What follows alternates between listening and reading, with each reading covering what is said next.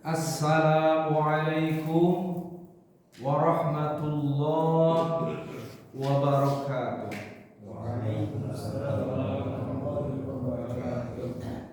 Alhamdulillahi rabbil alamin. Wassalatu wassalamu ala ashrafil anbiya'i wal mursalin wa ala alihi wa ashabihi al-mujahidin at-tahirin. Walhamdulillahi rabbil alamin. Faqad qala Allah ta'ala fi kitabihil karim. A'udzu billahi minasy syaithanir rajim. Ya bani Israil اذكروا نعمتي التي أنعمت عليكم وأني فضلتكم على العالمين. Sadaqallahul azim wa sadaqa rasuluhun nabiyil karim wa nahnu ala dhalika minasy syahidin wal syakirin walhamdulillahi rabbil alamin. Hadirin sidang jamaah salat subuh Masjid Al-Lafali, Karangwangkal, Purwokerto, Banyumas, rahimani wa rahimakumullah. Sungguh kita wajib bersyukur kepada Allah Subhanahu wa ta'ala dengan sebenar-benar syukur. Allah memberikan karunia yang besar kepada kita karena Allah Subhanahu wa ta'ala telah menjadikan kita seorang manusia. Allah mampu untuk menjadikan kera, menjadikan hewan ya. Tetapi Allah menjadikan kita seorang manusia. Mengapa? Karena manusia adalah makhluk yang ditinggikan ke atas makhluk yang lain. Bahkan manusia bisa lebih tinggi daripada malaikat apabila taat, patuh, tunduk kepada Allah Subhanahu wa ta'ala. Mengapa?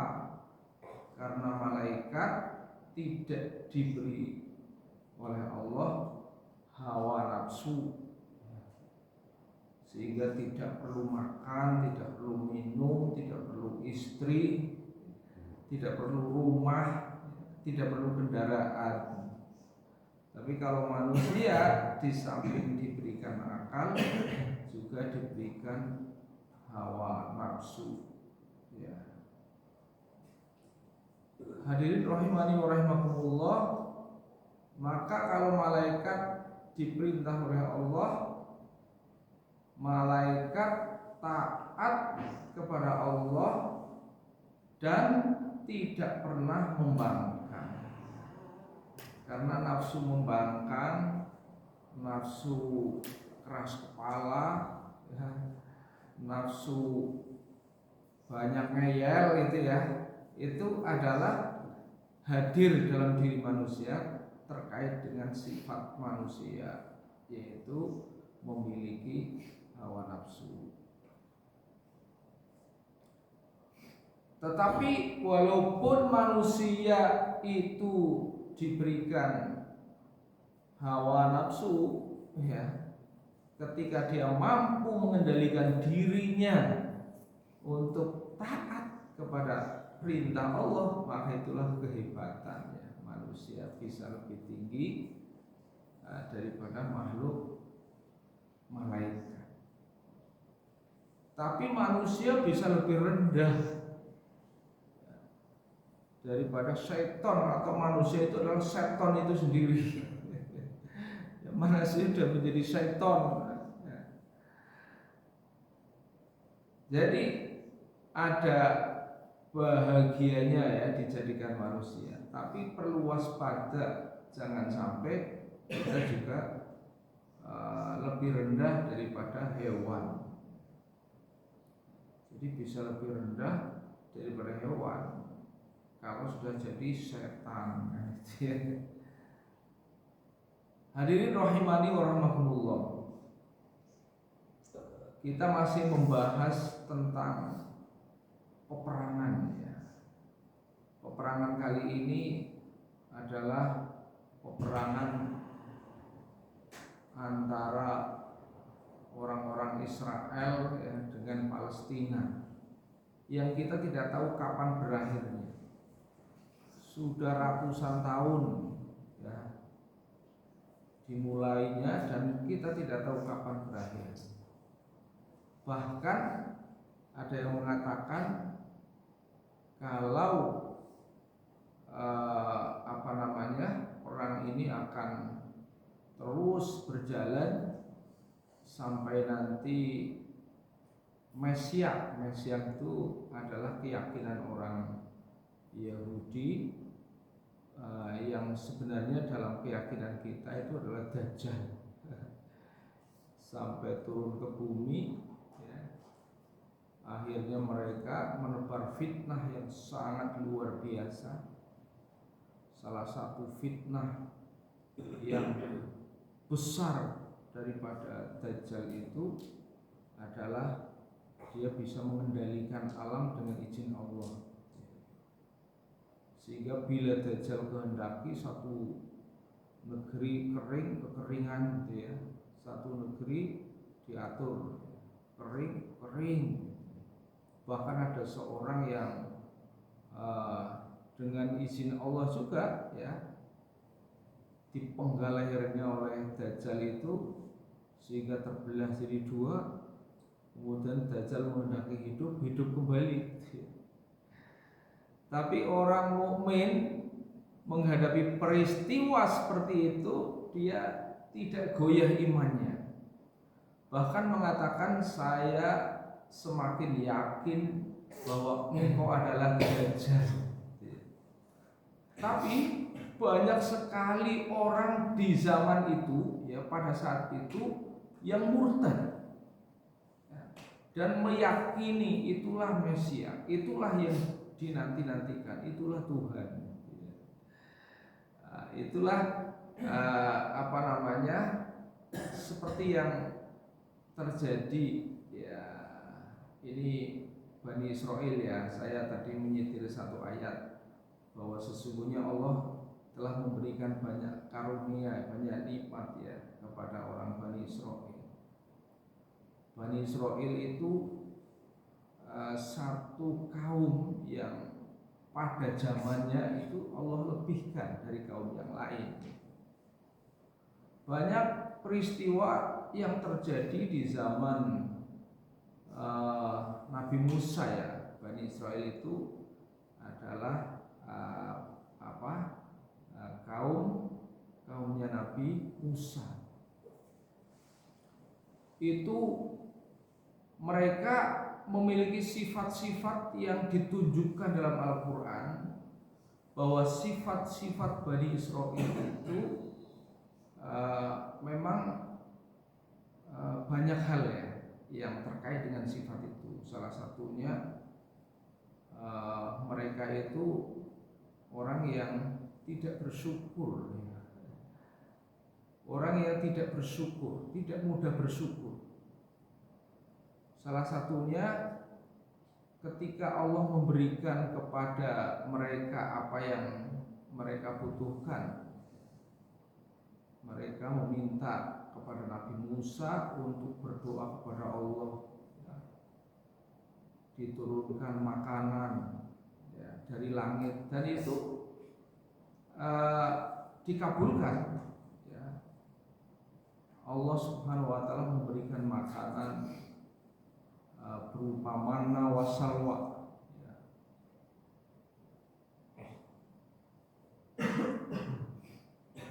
Manna salwa itu adalah makanan yang pada saat itu Allah turunkan.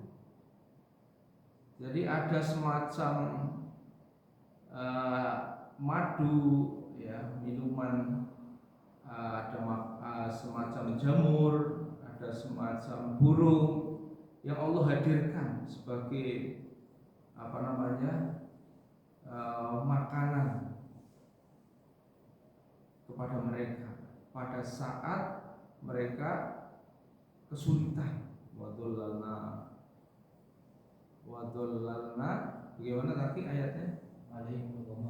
Alaihimul ghamama wa anzalna alaihimul manna wassalwa kulu min thayyibati ma razaqnakum. Ya.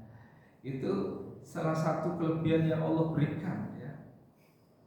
Kalau kita sekarang nggak usah kerja, udah dikasih oleh Allah, ya, nggak ada asbab kerja langsung diturunkan, ya. Ada beberapa riwayat yang menyatakan kalau waktu-waktu makan itu, ya, itu sudah ada jamur yang tumbuhan di situ,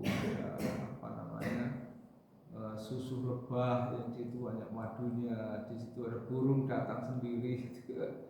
Wah, itu sudah luar biasa kan?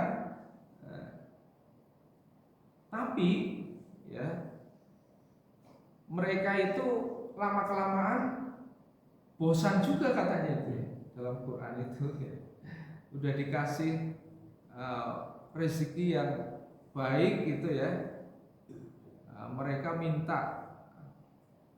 supaya minta kepada Nabi Musa, ya, supaya digantilah bosan, ganti makanannya gitu, diganti supaya tumbuh, ya, di situ ayatnya gimana Mas Taki?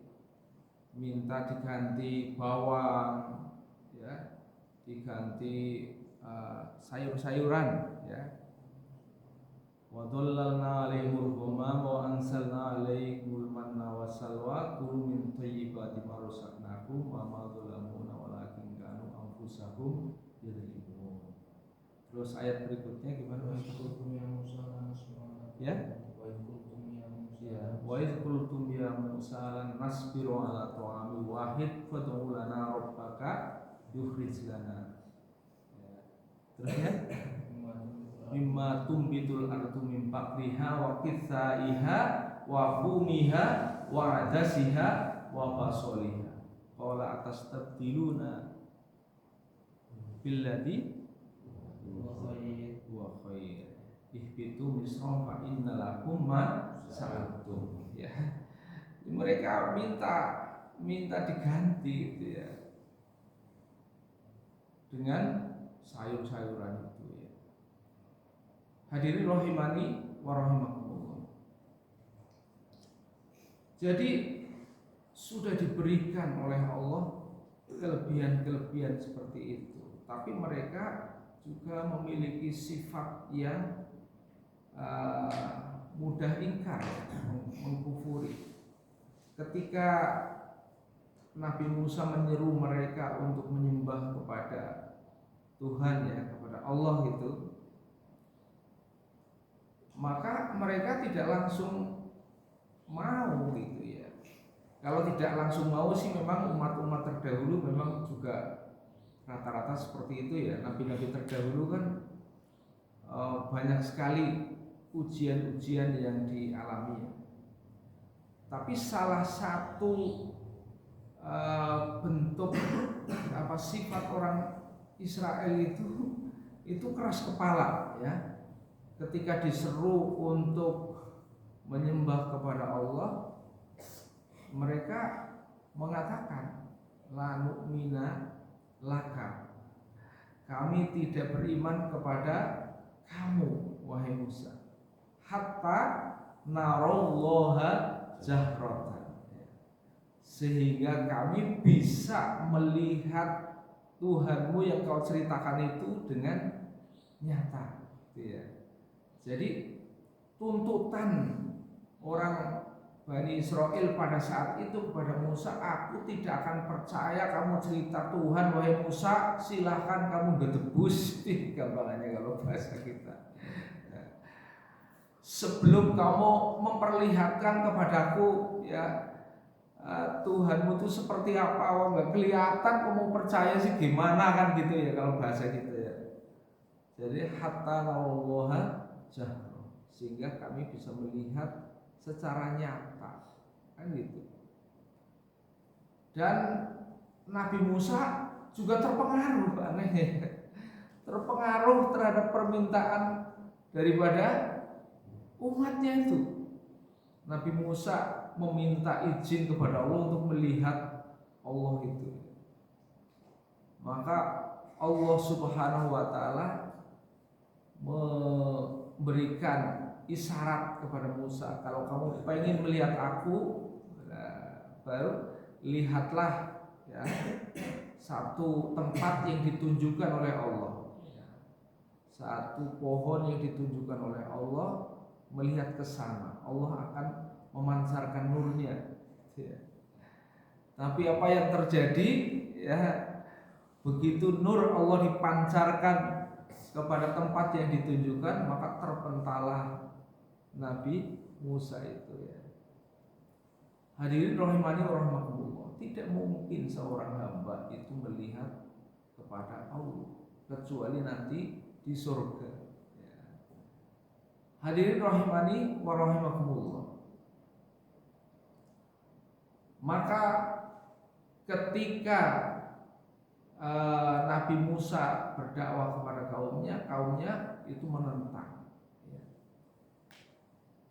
Dan lebih dari itu, orang Bani Israel itu ya, itu mudah khianat ya. Sudah nggak bersyukur, sudah keras kepala, mudah khianat itu orang Bani Israel itu ya. Satu hari ketika Nabi Musa telah mengajak kepada kaumnya dan sebagian kaumnya itu mengikuti ya. Jadi ada pengikut ya. Pengikut Nabi Musa adalah orang yang pada saat itu percaya terhadap ajaran-ajaran Nabi Musa. Kemudian Nabi Musa itu adalah nabi yang hidup di masanya ada nabi yang lain, Nabi Harun. Jadi Nabi Harun itu hidup sejaman dengan Nabi Musa. Ya, boleh dikatakan asistennya Nabi Musa, ya, Nabi Harun. Nah, pada saat Nabi Musa itu menghadap kepada Allah selama 40 hari, arba'in lailatan ya. Summa tahattumul ijla min ba'di wa antum dzalimun. Wa idh wa'adna Musa arba'ina lailatan summa tahattumul ijla min ba'di wa antum dzalimun. Jadi ketika Musa akan menghadap kepada Tuhannya selama 40 malam itu riado orang terdahulu itu salah satunya itu Nabi Musa itu ya. Dia akan menghadap kepada Allah selama 40 hari, 40 malam.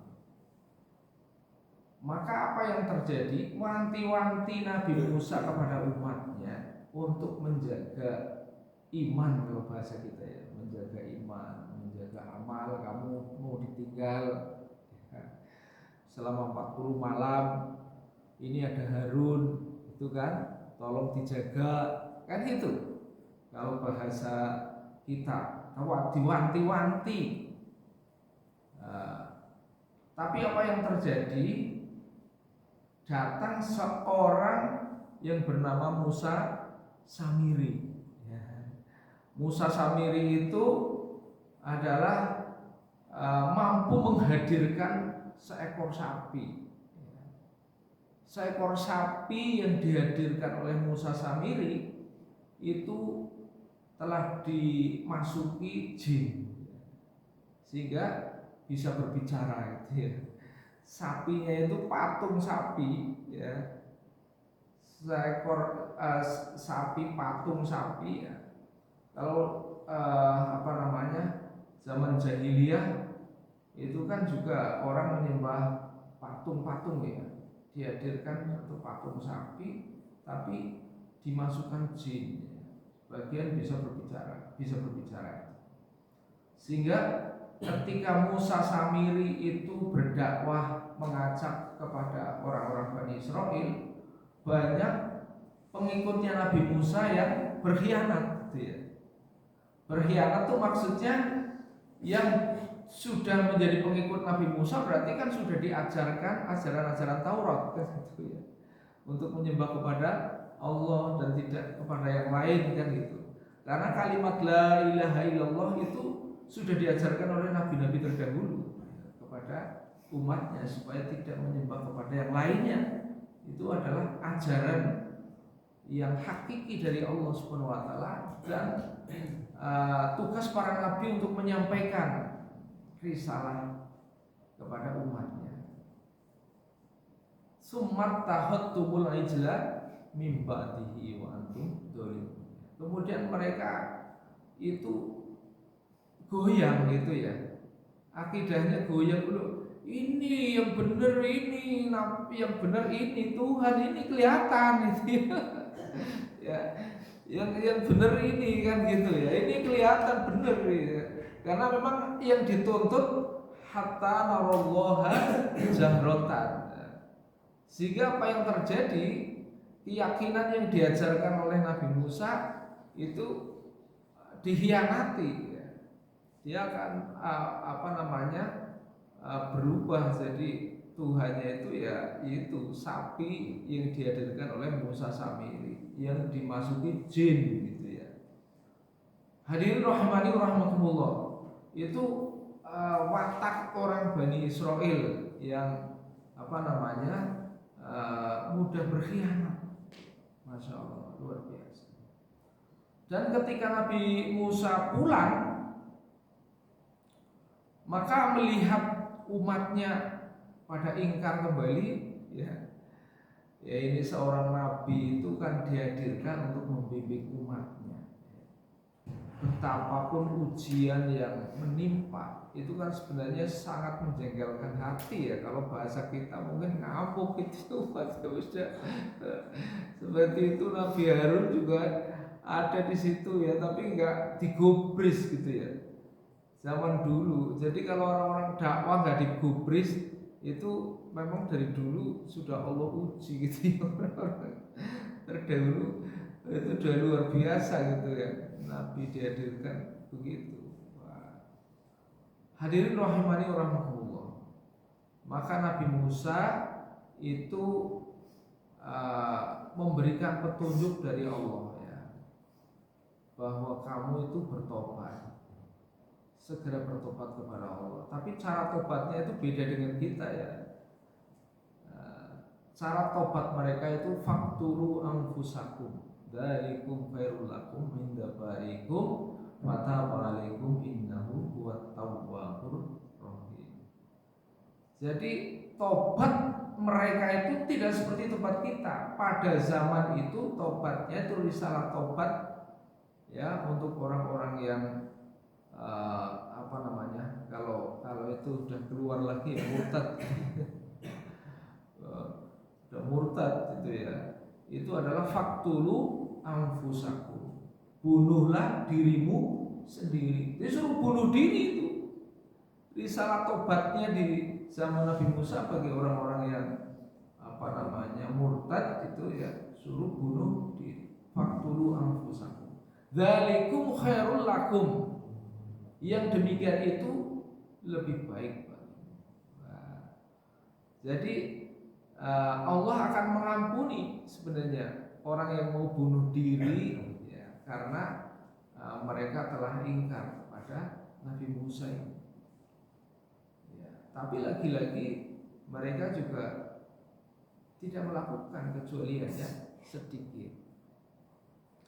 Hadirin rahimani rahimakumullah. Selain daripada sifat mereka yang pengkhianat gitu.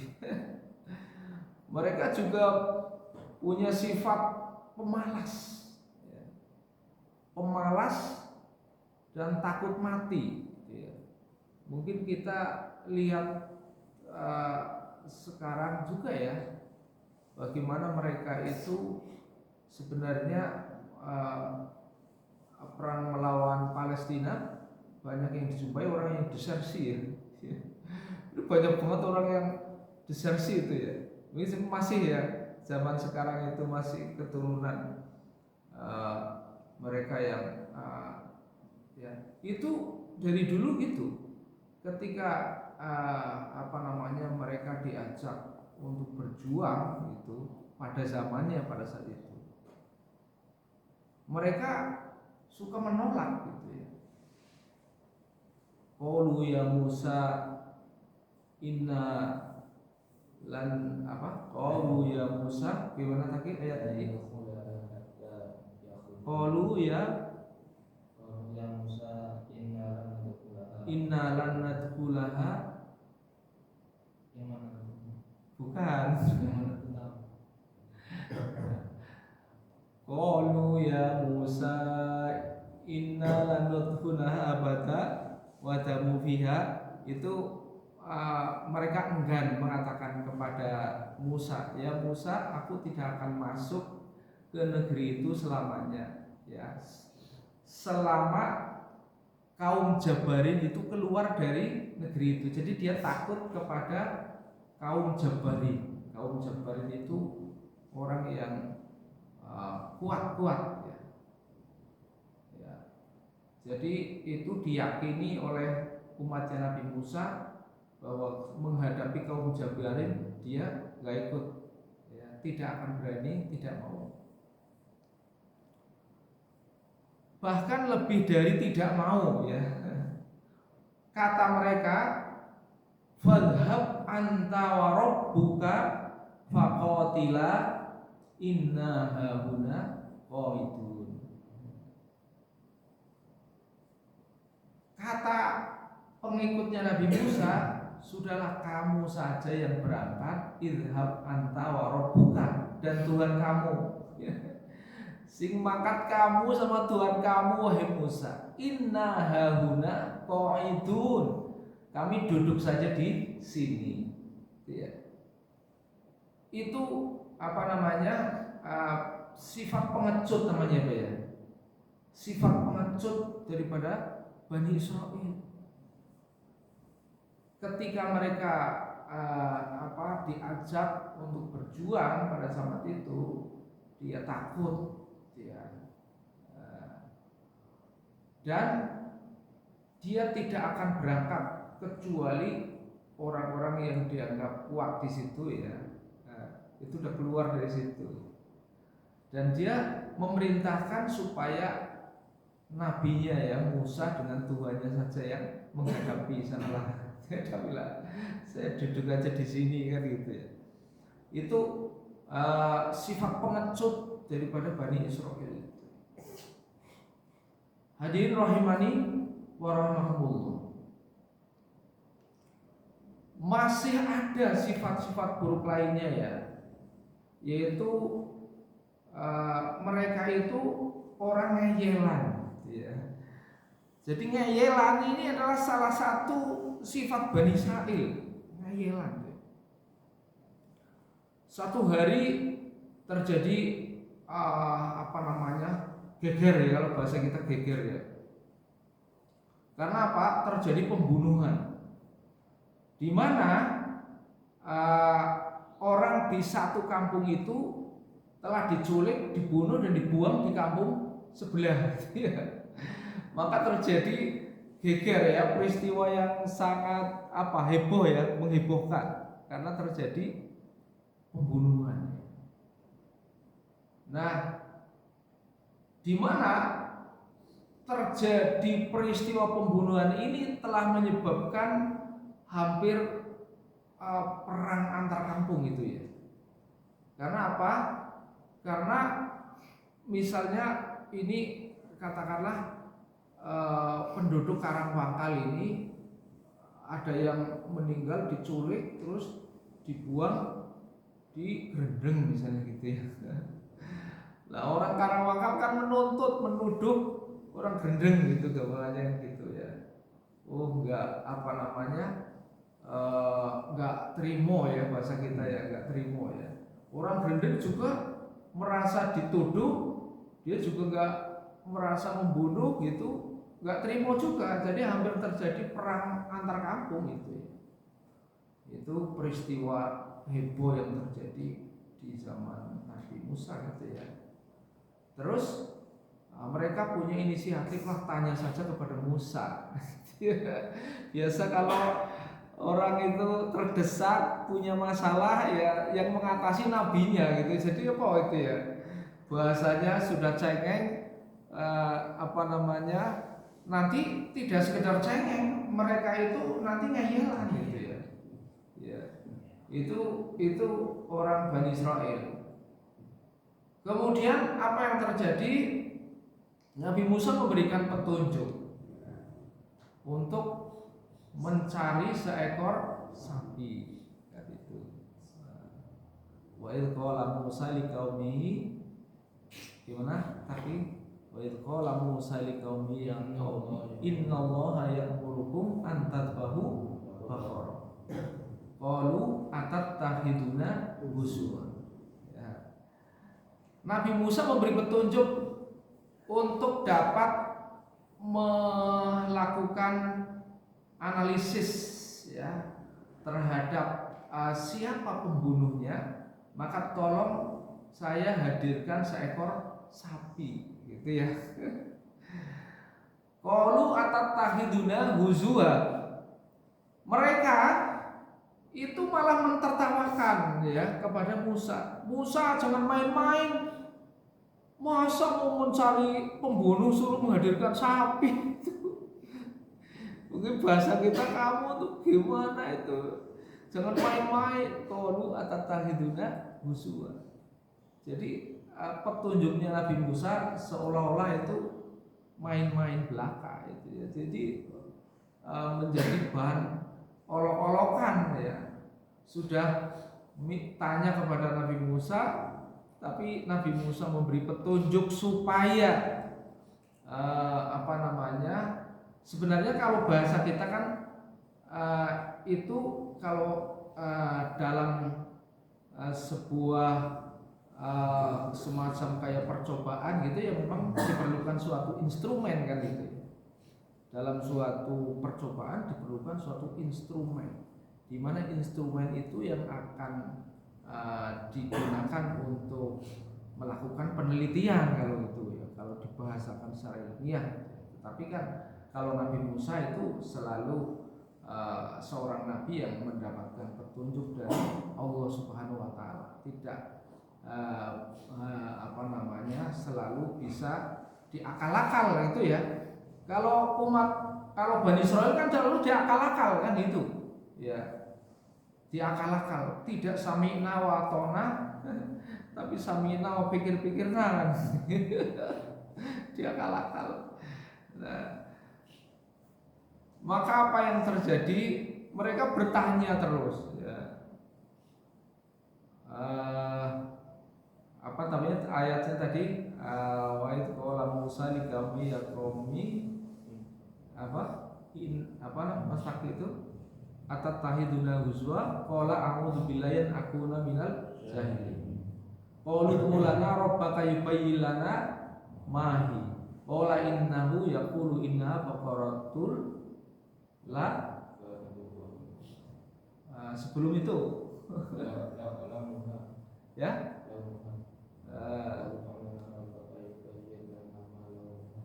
sebelum malaunuha ada Pak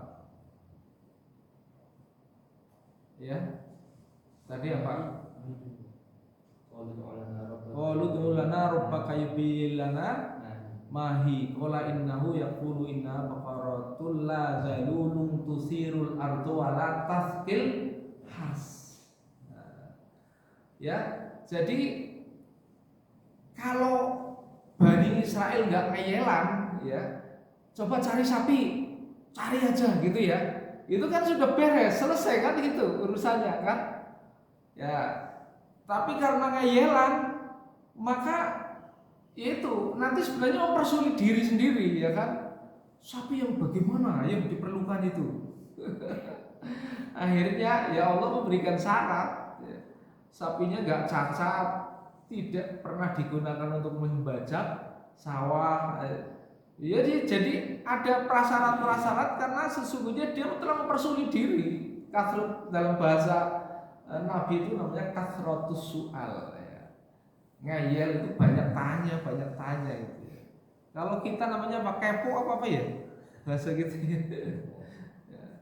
Itu apa namanya, orang Yahudi apa ya, Bani Israel itu kepo gitu ya. Banyak nanya. Sudah dijawab masih nanya lagi. Malau enggak? Ya. Apa warnanya? Qala innahu yaqulu inna baqaratun safra'u faqi'ul launuha tasurrun nadirin, ya. Ya karena kepo, tanya terus, ya dijawab lebih mempersulit diri kan gitu ya. Apa namanya? Yang warnanya yang kuning. Kuningnya yang seperti apa? Yang kuning keemasan kan gitu ya. Terus nanya terus gitu ya, nggak dilakukan malah nanya terus, ini ya, ngeyelan gitu ya. Hadirin rahimani rahimakumullah. Akhirnya untuk mendapatkan sapi yang seperti itu sangat sulit dan menemukan itu harganya sangat mahal. Konon kabarnya peristiwa ini terjadi ketika apa namanya, seorang itu dia ada yang apa namanya, satu keluarga ya, katakanlah misalnya di sini keluarga Pak Dani, dia punya orang kaya gitu kan, punya satu-satunya anak wanita yang cantik gitu ya ceritanya itu. Dia menjelaskan seperti itu dalam satu keterangannya. Kemudian ada seorang pemuda yang ingin mempersunting anaknya. Tapi dia, nah ini sifat serakah ya. Salah satu tambahan orang Bani Israil itu sifat serakah. Dia tidak sabar nunggu untuk dipersunting anaknya sehingga kemudian dia ingin diwarisi kekayaannya, tapi juga ingin instan mendapatkan anak perempuannya dan mendapatkan harta orang tuanya, gitu ya. Maka dia punya hati untuk apa namanya, yang buruk ya, ingin membunuh orang tuanya. Jadi dibunuh orang tuanya oleh pemuda itu dan dibuang di kampung sebelahnya. Nah, hadirin rahimani rahimakumullah, maka apa namanya, untuk mengusahakan sapi itu dia harus menjual harta-hartanya orang yang dibunuh tadi kan. Orang kaya hartanya udah dijualin untuk membeli sapi itu. Dia kan sebenarnya telah mempersulit diri sendiri kan gitu ya. Kemudian setelah sapi didapatkan, maka petunjuk Nabi Musa ya, setelah disembelih diambil ekornya ya, kata Nabi Musa fadribuhu bibatiha. Nah, apa namanya, pecutlah ya, pecutlah sapi itu dengan ekornya. Sebagian daripada tubuh sapi itu ya, ekornya itu diambil, dipecut itunya apa namanya, mayatnya dipecut. Nah, apa namanya, kadzalika yuhillahul mauta wa yuriikum ayatihi la'allakum taqilun ya taqiyah. Nah, maka kemudian apa namanya, bangun itu ya, mayat itu hidup lagi ya. Mayatnya dipecut dengan ekornya itu hidup lagi. Kemudian ditanya, siapa yang membunuh kamu? Nah, orang yang membunuh itu adalah dia orang yang paling gigih untuk mengusahakan siapa pembunuhnya. Nah ini yang penuduh luar biasa ya. Jadi dia katakanlah istilahnya ngelempar sembunyi tangan bagaimana? Itu ya. Nah ini rasa malunya luar biasa ketika Nabi Musa mengatakan yang membunuh orang ini. Dia nggak bisa berkutik lagi sudah. Ya, walaupun dia seolah-olah menunjukkan orang yang paling tanggung jawab karena dia calon mantunya kan gitu ya. Orang yang paling tanggung jawab. Tapi itu jadi ini seperti yang membombardir rumah sakit ya. Dan itu kan orang Israel, iya kan? Tapi dia mengatakan, wah ini Hamas yang salah sasaran. Ada tim lain kan? Oh gitu ya. Dia melempar sembunyi tangan dia. Itu udah terjadi dari zaman dulu itu ya. Jadi sifat-sifat Bani Israel itu dari zaman dulu, orang Israel itu seperti itu ya, luar biasa. Hadirin rahimani rahimakumullah. Nah inilah hikmah yang bisa kita ambil ya dari kisah-kisahnya Bani Israel. Memang orang-orang Israel itu luar biasa ya. Itu menghadapi orang yang seperti itu ya, harus dengan ya. Dan Allah memberikan nanti pertemuan lain ya sifat-sifat orang mukmin ya, kesabaran luar biasa ya.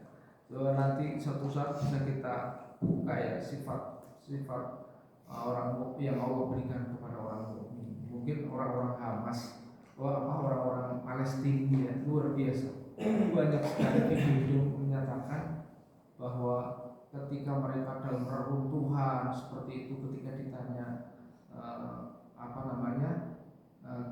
bagaimana perasaanmu ketika terjadi seperti ini kan, mereka mengatakan Allah telah menentukan nasib hidup saya seperti ini agar Allah kelak memberikan aku yang lebih baik. Mereka tidak pernah mengeluh dulu ya, luar biasa. Nanti dua sifat kita bandingkan ya, sifat orang Israel Palestina itu ya. Ini nanti dalam Al-Quran banyak sekali diungkap gitu ya, bagaimana sifat-sifat umatnya Nabi Muhammad, umatnya Nabi Isa, ada kemiripan. Umat Nabi Musa itu juga sama itu ya. Wa idh qala Musa wa idh qala Isa ibn Maryam Allahu rabbana anzil alaina ma'idatan minas sama'i takunu lana aidan wa akhirina, dan seterusnya itu ya. Dia juga minta makanan dari langit dan seterusnya itu ya. Nanti kita bisa membandingkan antar umat ini gimana karakteristiknya mereka, supaya kita tahu ya, kita harus bersyukur jadi umatnya Nabi Muhammad Sallallahu Alaihi Wasallam. Semoga Allah Subhanahu Wa Taala memberikan senantiasa petunjuk kepada kita untuk senantiasa taat kepada Allah Subhanahu Wa Taala. Terima kasih atas perhatian, mohon maaf atas kekurangan. Billahi taufiq wal hidayah. Wassalamualaikum warahmatullahi wabarakatuh. Waalaikumsalam.